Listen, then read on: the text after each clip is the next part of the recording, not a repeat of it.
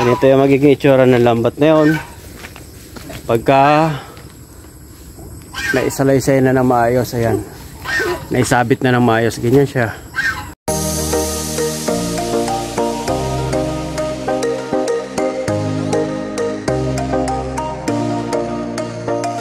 Nilabas na natin yung ating gagawing sabitan doon sa lambat. So ito yung mga singsing na ilalagay natin doon para di hawi-hawi lamang yung lambat. So yan na nga guys, no? So bago mabot na alas 5 ay lalagyan na natin ng ilang rings yung ating lambat, ano? Para bukas ay hindi na tayo mahirapan, isasabit na lang. So dahil meron pang tatanggaling lambat na nadaganan ng lupa, so yung pwede muna natin gawin ang gagawin natin. So ayan na nga guys, ano. So ito yung ginawa natin kanina na hindi ko na nakuhaan ng video. So pinagtatanggal natin yung lambat dito sa lumang bakod, ano. Yung bakod na may lambat pa rin naman yan. So, ito kasing lambat na to, ang purpose nito ay may butas doon. So hindi pa tayo marunong numanhay nung una. Kaya ang ginawa ko, isinampa ko yan dyan pang temporary, ano. So ngayon nagagawa na nating tahiin yan. So tatanggalin na natin yan at ilalagay na natin doon sa ibabaw. Hindi pa pala natin may lalagay. Ang gagawin lang natin ay maglalagay lang tayo ng rings, ano. So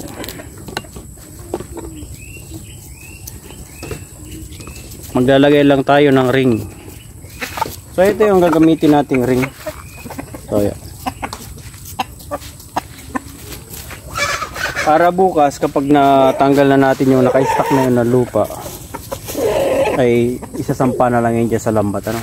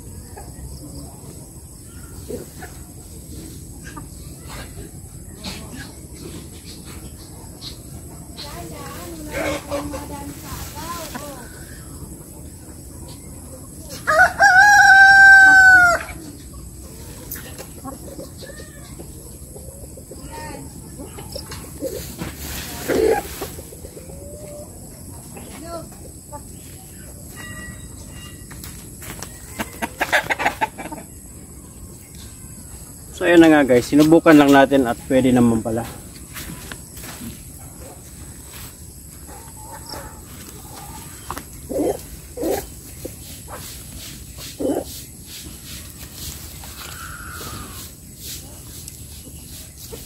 So bukas na lang pala talaga guys, ang gagawin natin ay magtanggal ng lupa.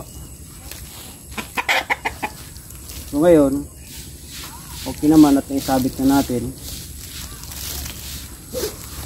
So, malapit na itong matapos guys. Pagka ganitong naisabit na.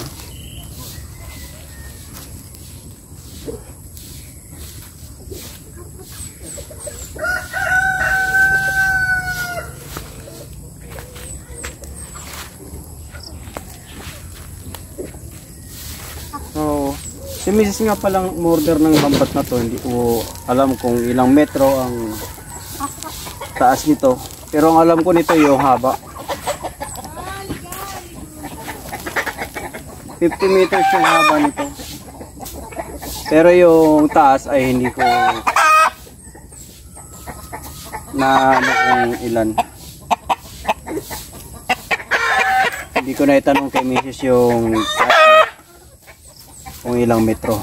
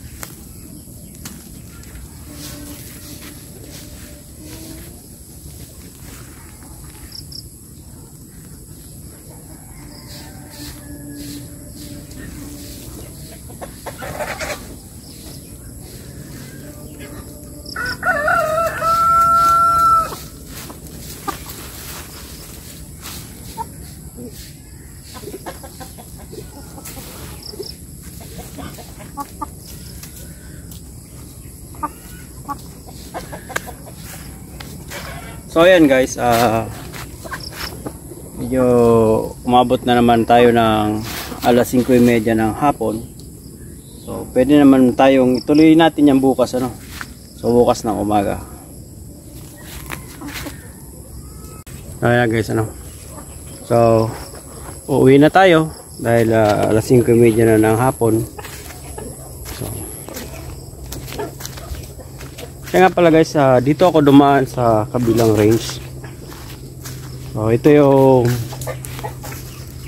merong malapit sa drainage ng NEA. Ayan. So kung may tubig man na pumapasok dito sa range na to, yan, ay meron din naman siyang labasan, may spillway siya yan. So dinig natin yung butas dyan para lumabas yung tubig. So ayan na nga guys. So kung umabot nga tayo dito ng alas 5:30, pero yung aking asawa, ayan, hindi pa rin siya nagre-retire. So, bakit? Hindi pa rin siya nagre-retire. So, kasi po, hindi pa tapos yung pig. Oh, ayan. So kung akala nyo ako ay inabot na ng hapon, so ayan, yung aking asawa ay hindi pa rin tapos, no? So ito nga yung ginagawa namin dito guys sa farm na to, dito sa aming ENS farm. So ganito yung buhay namin. So mamaya maya papahinga, kakain. Paano nga mama? Ayan. So dito tayo lalabas. Ayan.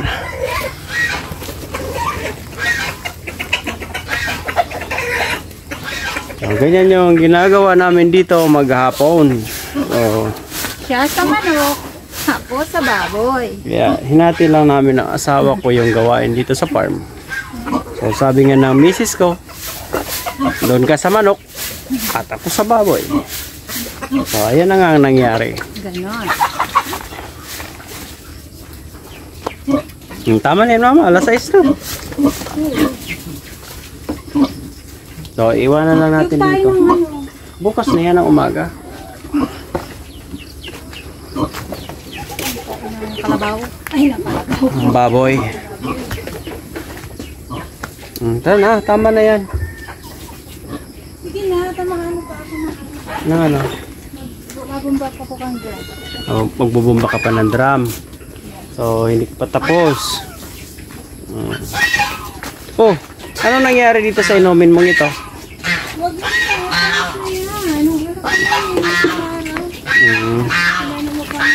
Hindi nila ininom.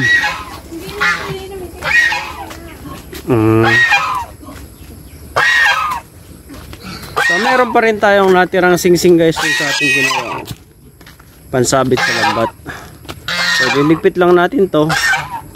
At magagamit pa natin to sa ibang pag ano ng lambat uli. So ganun yung magiging itsura niya guys. Ayan. So ganito.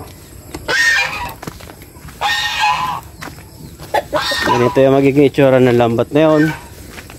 Pagka naisalaysay na ng maayos, ayan. Naisabit na ng maayos, ganyan siya. Ayan. So ayan yung nasirang kubo. Hindi pa nasira, nasunog. So ayan yung nasunog nating kubo na una. So ang ginawa natin ay para mapakinabangan yung space, lagyan ko ng sitaw. So ayun yung isang kubo guys ng ating mga sisiw.